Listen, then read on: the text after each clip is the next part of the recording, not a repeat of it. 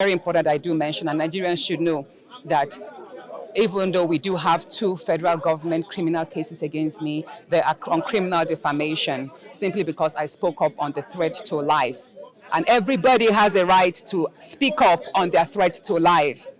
And Nigerians should know that I am not facing charges of corruption, I'm not facing charges of embezzlement, I'm not facing charges of drug abuse, and neither am I facing charges of murder.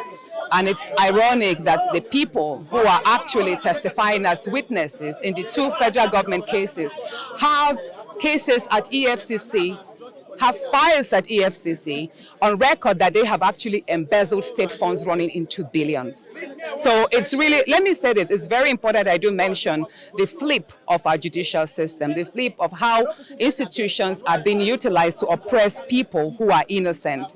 If this is a country that if Nigeria works, if our institutions are truly independent and strengthened, then there's no reason why some of these fellows who sit there as senators should even be in the Senate in the first place. They should actually be behind bars, and I'm saying that. And I do pray and hope that it is by my actions today and by voices of Nigerians all around, whether in the country or in diaspora, that we speak up and ensure that this injustice that is being meted against me, this persecution meted against me will not stand, so that their daughters will not suffer, so that their wives will not suffer simply because they spoke up against sexual harassment. And I'm sorry I have to mention this, because you see, people have wondered, Natasha, how come there's so much hate?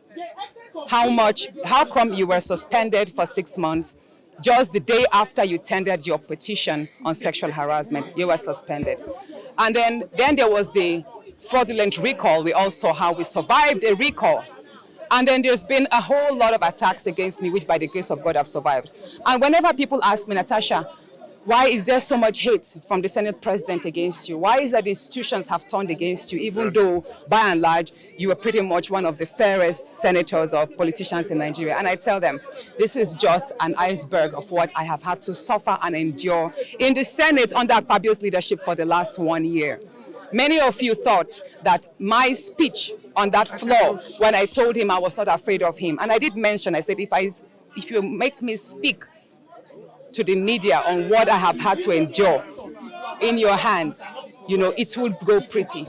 And that's to let Nigerians know that that outburst I had on the floor was just a compilation of so many wrongs that Akpabio has meted against me. And I will say this, pretty much it's a shame that we have had so many good Senate presidents. We've had Chuba Akpabio of blessed memory. We've had Senator David Mark. We have had Bukola Saraki. We've even had Ahmed Lawal, who is a senator right now. And I'd say this pretty much is the worst assembly Nigeria has ever had. And I hope we will not have to suffer this anymore, because it tells a lot on the individual. And I've said this before and I'm saying it again. The Senate President, Godswill Akpabio, runs the Nigerian Senate as if it's the 3rd-term governor of Akwa Ibom. Many senators are afraid. You've all seen what happened. You are not allowed to speak. When you try to speak or air your views on certain issues that are critical, you get shut down if it does not conform with what he wants. So far, I've not been given any official reason. I've only read on the papers yesterday that I should not resume today because the Senate has appealed. And that is why I presented to you that the Senate has not appealed the judgment. It is Akpabio himself.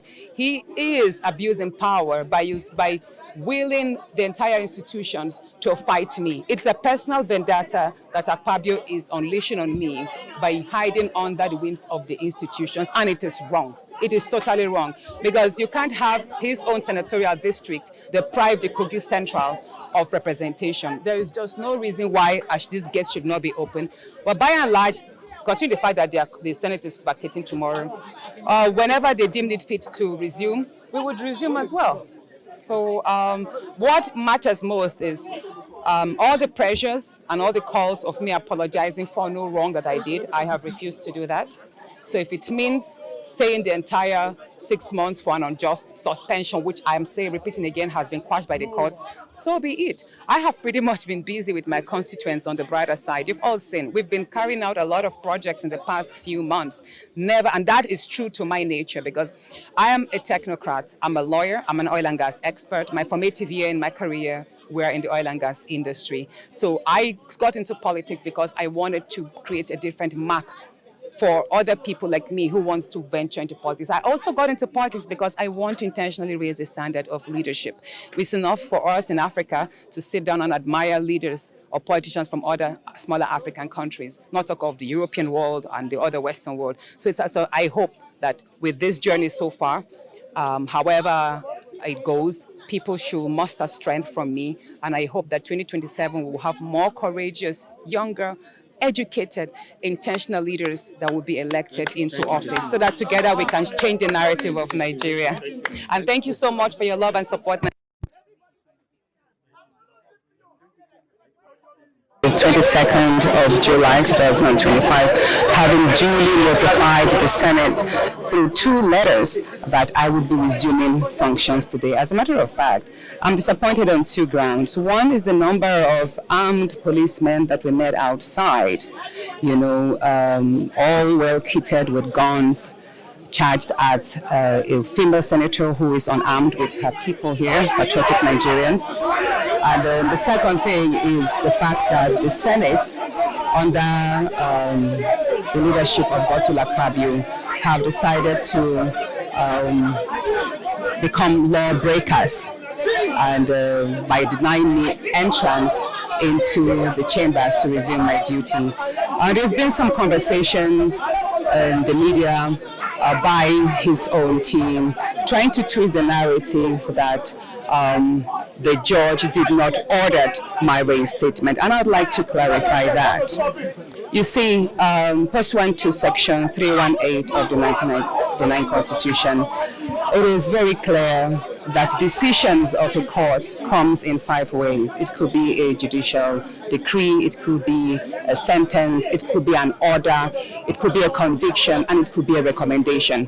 So an order is just one of the 5 decisions that a judge can pronounce over any case, and mine tilt towards a recommendation. Now you would think that a recommendation is a voluntary, that means the Senate has either they comply or they have the right not to comply, but I'd like to clarify that. Again, if you go further to the to section 287 subsection 3 of the 1999 Constitution, again it actually specifies in clear terms that decisions, that's any of these 5 decisions of any of the Nigerian courts, are binding and enforceable on every Nigerian and every authority. So what that means in simple terms, whether they mention that the Justice Binta Nyako of the Federal High Court made an order or made a sentence or made a judicial decree or a recommendation, whatever, however they want to interpret the literal words, interpretation of the words, it is still a decision of a court and it is still binding on the National Assembly. The second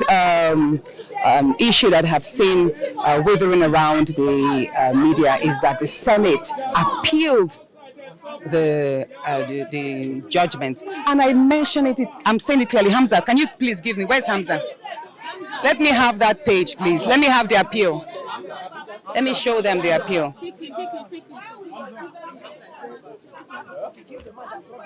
Now, this is the appeal that was initiated last week against Justice Binta Nyako's judgment. It is clear that it is not the National Assembly, neither it is the Senate that appealed the judgment. It's Akpabio himself. Read it. The President of the Senate of the Federal Republic of Nigeria, Senator Godswill Akpabio, he is the only appellant. The National Assembly has not appealed that judgment. The Senate has not appealed the judgment. The Committee on Ethics has not, that suspended me wrongly, has not appealed the judgment. As a matter of fact, Senator Akpabio joined the clerk of the National Assembly, the entire Senate, and the Chairman Committee on Ethics as joint respondents to the case.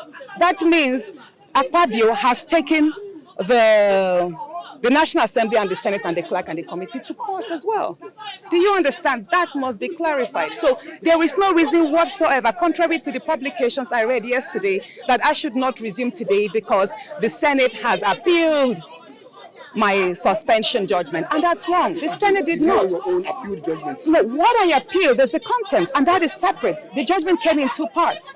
One was to address the contempt, which is based on the satirical letter which I made, or the satirical apology letter which I made on Facebook, which the judge thought it wise in her own stride that amounts to contempt. But I'm saying clearly that does not amount to contempt of her court, because before Justice Binta Nyako was not the matter of sexual harassment or the matter of suspension.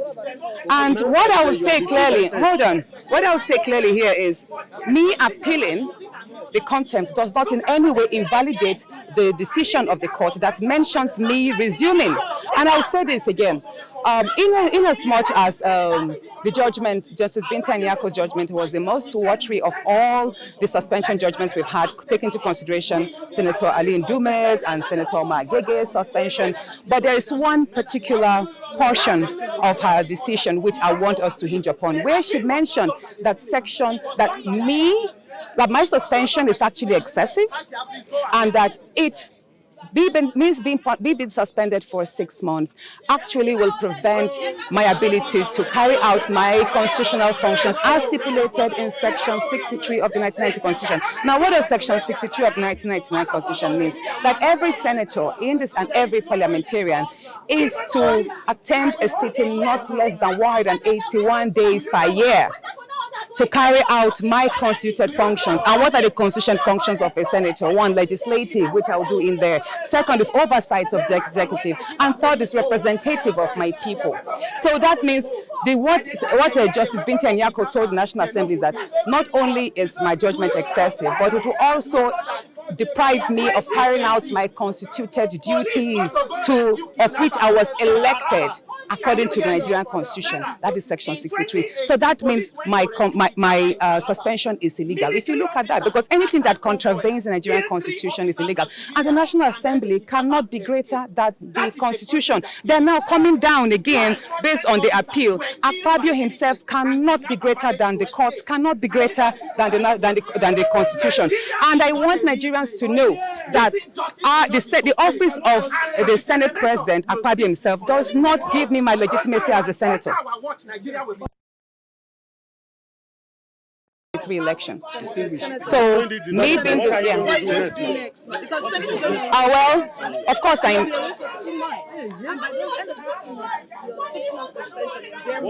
see. The most important thing is I am proving to the good people of Kogi Central and Nigerians at large, especially the women who have continuously written to me that they have derived courage in my actions so far. Now, the fact that I've been denied entrance is a statement being made. Our narratives are being shaped, history is being formed and shaped, and policies, again, all of this work together through intentional actions like we have done today. It's on record that the National Assembly under Akpabio has decided to be in contempt of the court's decisions. And it's quite ironic because they are actually lawmakers. So that puts to question how far and how ripe is Nigeria's democracy in this day and age. So, however, if we decide to turn our backs and go home, we are not ignorant of the fact that the National Assembly is most likely going to go into recess tomorrow for 2 months, and they will resume pretty much in the last week of September. And like you rightly said, that means they would have pretty much served the earlier 6 months suspension. I'm saying that because as at now, I'm no more suspended. And there's something very important I would like to say. Even the suspension ab initio was fraudulent because the document that recommended my suspension was not attested to by the senators, the members of the committee. It was just an attendance sheet that was photocopied as their signatures. And if we are to go through that, that means ab initio from the onset, the suspension is wrong because the documents, the recommendation itself was faulty. So that's having mentioned that. Going forward, I'm going to have a meeting with my legal team, and then most likely they will have to probably proceed to the appellate court to seek interpretations of what has just happened, because we are law-abiding citizens. Everyone here who has accompanied me, you can see no one is unruly, even though some have vehemently decided to express their dissatisfaction with the system.